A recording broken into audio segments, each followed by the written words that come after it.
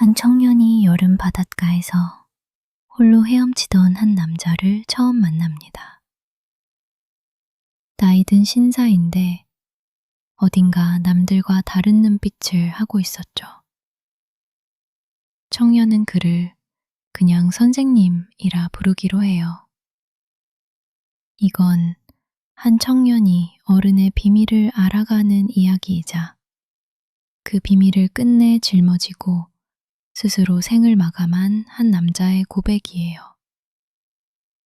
오늘의 책은 나스메 소세키가 1914년에 발표한 소설 마음, 고코로입니다.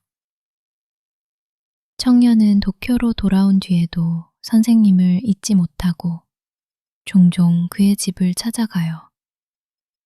선생님은 늘 조용했고 세상과 거리를 둔 채 살고 있었죠. 선생님은 직업도 없이 아내와 단둘이 조용히 살아가고 있었어요. 청년은 궁금했죠. 왜 이렇게 재능 있는 사람이 세상 밖으로 나오지 않는 걸까? 어느 날 선생님이 불쑥 말했어요. 나는 인간을 원래부터 믿지 않았던 게 아니야. 예전엔 나도 남을 믿을 수 있었어. 그 말 속에 숨은 무언가가 청년의 마음에 걸렸죠. 선생님의 아내 시즈는 다정한 사람이었어요. 하지만 청년은 두 사람 사이 어딘가에 말하지 못한 슬픔이 흐르고 있다는 걸 느꼈죠. 선생님은 한 달에 한 번 꼭 조시가야 공동묘지에 갔어요. 누구의 무덤인지는 아무에게도 말하지 않았죠. 그 무렵 청년의 고향에서는 아버지가 위독하다는 소식이 와요. 청년은 학교를 졸업하자마자 급히 고향으로 돌아가죠. 그러던 어느 날 신문이 전합니다. 메이지 천황이 붕어했다고. 아버지는 그 소식을 듣고 넋을 놓은 사람처럼 중얼거려요. 메이지 정신도 이제 끝이로구나. 며칠 뒤엔 더 놀라운 소식이 들려요. 노기 장군이 천황을 따라 스스로 목숨을 끊었다는 것. 청년은 이 죽음이 훗날 선생님과 어떻게 이어질지 아직 몰랐죠. 그러던 어느 날 선생님에게서 두꺼운 편지 한 통이 도착해요. 청년은 아버지의 임종을 지키다 말고 그 편지를 손에 쥔 채 굳어버리죠. 편지 첫 장에는 이렇게 적혀 있었어요. 이 편지가 자네 손에 닿을 때쯤이면 나는 이미 이 세상에 없을 걸세. 청년은 아버지를 뒤로 한 채 기차에 몸을 실어요. 기차 안에서 청년이 읽어내려고 한 편지에는 선생님의 젊은 날이 담겨 있었어요. 대학 시절 그에게는 K라는 둘도 없는 친구가 있었죠.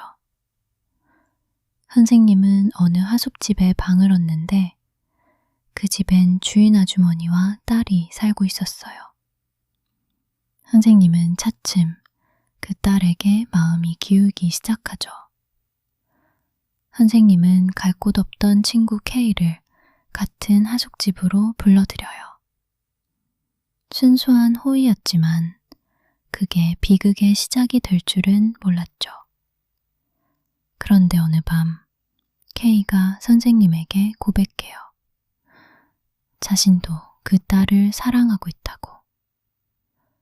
선생님은 그 말을 듣는 순간 심장이 내려앉았죠. 선생님은 질투에 사로잡혀 K의 약점을 파고들어요. 정신적으로 향상심이 없는 자는 바보다. 한때 K가 스스로에게 했던 말을 그대로 되돌려준 거예요. 그리고 선생님은 K 몰래 하숙집 아주머니를 찾아가 먼저 청혼해버려요. 친구를 배신하고 사랑을 손에 넣은 거죠. 그 사실을 알게 된 K는 화내지도 원망하지도 않았어요. 그저 평소처럼 조용했죠. 그 침묵이 선생님을 더 두렵게 만들었어요. 그리고 며칠 뒤 K는 자신의 방에서 스스로 목숨을 끊어요. 유서엔 원망 한 줄 없이 그저 이렇게만 적혀 있었죠. 나는 의지가 약해서 도저히 앞날에 희망이 없어 자살한다.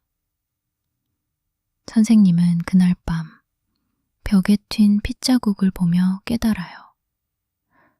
이건 K가 아니라 자신이 만든 죽음이라는 걸. 그 장면은 평생 그의 눈앞을 떠나지 않았죠. 그럼에도 선생님은 그 딸 시즈와 결혼해요. 하지만 그날 이후로 그는 진짜 웃는 법을 잃어버렸죠. 아내에게도 끝내 K의 이야기는 하지 못했어요. 선생님은 점점 사람을 멀리하고 세상과 인연을 끊어갔어요. 자신 같은 사람은 누군가를 행복하게 할 자격이 없다고 믿었던 거죠.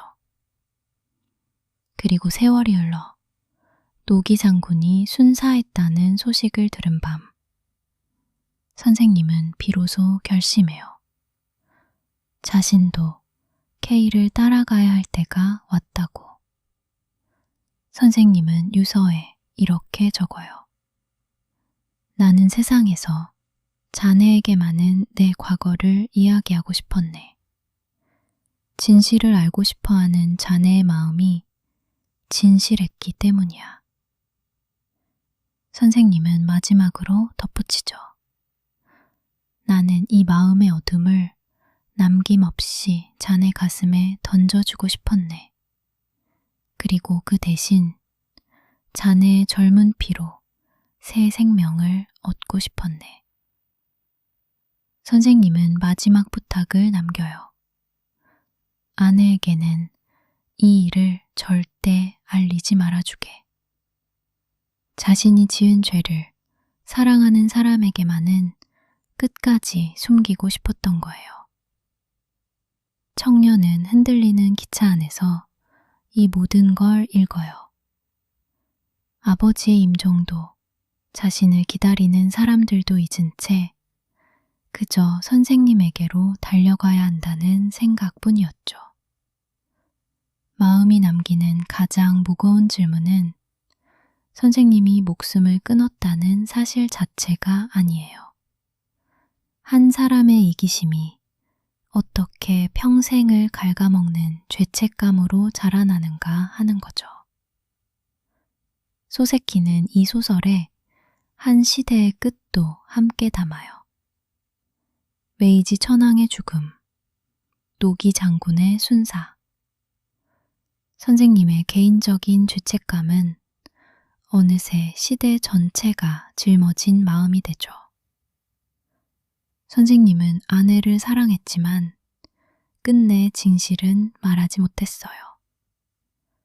어쩌면 가장 가까운 사람에게조차 다 보여줄 수 없는 게 사람의 마음이라는 걸 소세키는 말하고 싶었던 걸지도요. 선생님이 청년에게 남긴 건 유산이 아니라 고백이었어요. 진실을 알고 싶어 했던 그 마음 하나가 결국 한 사람의 평생을 물려받게 된 거죠.